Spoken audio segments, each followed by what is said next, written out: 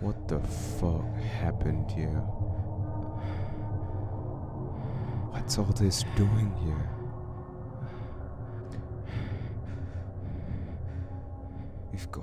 We've got so much stuff. Huh? What is this? And this?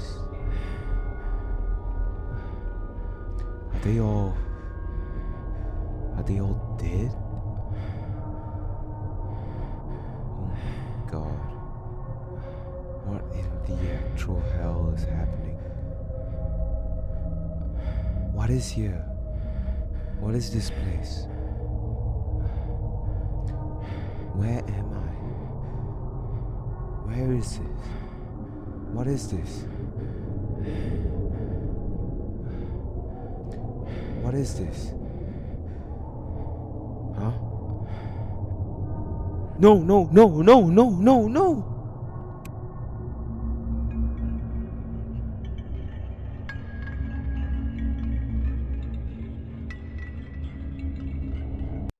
So I got a couple new parts coming in today and everything looks kind of positive. I can't help but be a bit excited and hopeful. So the first thing I got was this FSP 700W 80 plus Go power supply. It's awesome. I used a 500W before for like 3 years. I know it's reliable. The reviews say it's really pretty decent. And I agree so far in my personal experience. It's not going to be amazing or awesome, but it's good enough for a decent overclock and a decent GPU and CPU combination, so it shouldn't be a problem. However, it is not modular, so the cables are a bit of a mess, and managing them will be a bit troublesome, but that's a problem we'll solve by getting a nice case. We also got some RAM, 16 gigs, 4x4 sticks. We got that quad channel RAM going on because we're using extreme edition parts here, and it's beautiful. It's exciting. So quad channel RAM, 16 gigs. It's from Patriot and even has this Intel Extreme Master limited edition stick on it. Very nice. I also salvaged this ATI GPU. It's from a really old CC that I used to have, and it's good enough for just giving me a video output. Hopefully it doesn't need external power, and it just means that I don't have to strip the 1070 Ti from my computer. It does need me to reinstall the cooler though, so I need to clean it off and put on a little bit. Oh, that's too much thermal compound. Alright, put on a little bit of thermal compound, and oh, there you go, that's the cooler. Alright, now let's just set up the test bench. We got the motherboard, the Huanan X79. Inside is the Xeon E2665, and in goes the RAM, in goes the cooler, and everything bing bang bong. Let's get to work and let's start testing.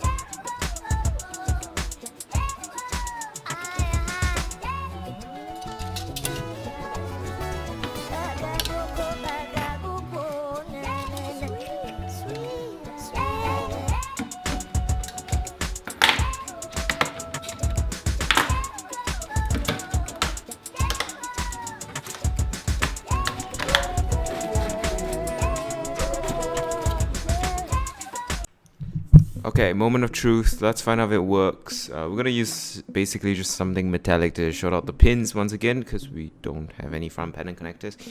And let's see how it goes. Okay.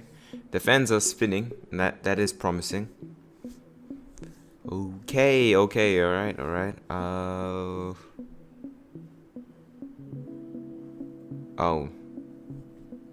So yes, the fans are spinning, but I'm not getting any posts. I'm not getting anything from the screen. It's been about 30 minutes. Everything's been running, but it's still no post. So maybe it's the graphics card or something. We will swap it out for the 1070 Ti, and then we'll see what happens.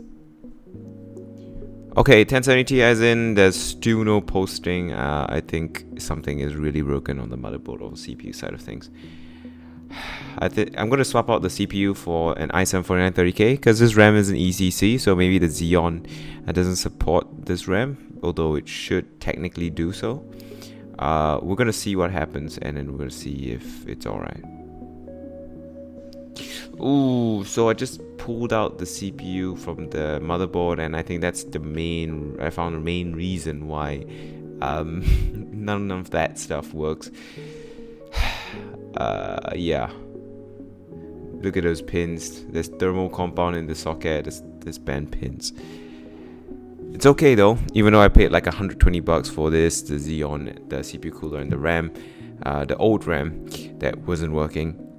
I should be fine. The seller's pretty honest. He said that he will refund me, no problems, if I've troubleshooted it and it continued to not work. So we'll move on then to the recap for this episode. Such a bummer, honestly. I just take out everything, set up everything. I'm excited for the new video and then nothing works ever. Jesus. So, just in case you're not sick of watching me be really out of luck and really be unlucky, let me do a complete recap of every single part I bought and how much it cost me and how likely it is to be working. Let's go.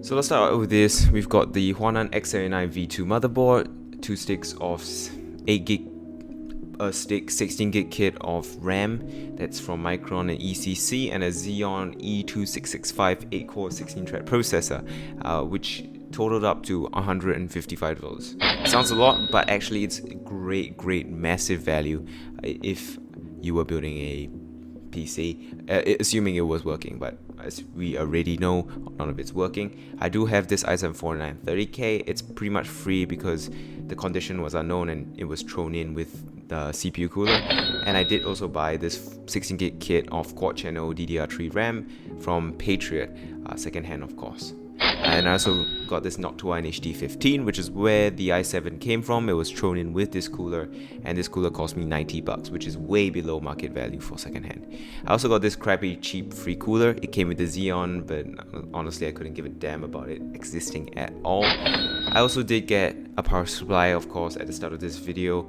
It's an FSP or MS 700 watt power supply. It cost me about $60 to $70. I can't remember the exact amount. 80 plus gold, and actually works, unlike a lot of the things here. Here's the X79 MSI A motherboard. I think it's military class 3 blah blah blah, but it doesn't work, at least with the i7. I haven't tested it with the Xeon. I haven't tested it with the new RAM, so stay tuned for the next episode, but chances are it won't. But we can keep trying until we find out. This is my graveyard of tech, and this is my haul so far.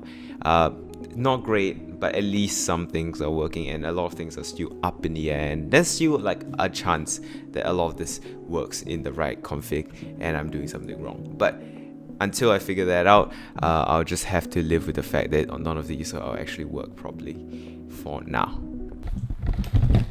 So I guess that's the end of episode 3. I've tested the Xeons and all that stuff, and it's, as you can tell, quite a nightmare. And as you can tell, I've put a lot of effort and a lot of money and a lot of investment into this video series. I'm sweating buckets, I'm so tired, and I just spent a couple hours just troubleshooting random stuff. So if you appreciate or enjoyed this video, please like and subscribe and share it, of course, with your buddies who are interested in building PCs as well, especially if you're from Singapore, because you know that gotta support your local channels and stuff like that. Also, I hope you enjoyed the ride. Thank you so much for watching. I'll see you in the next one.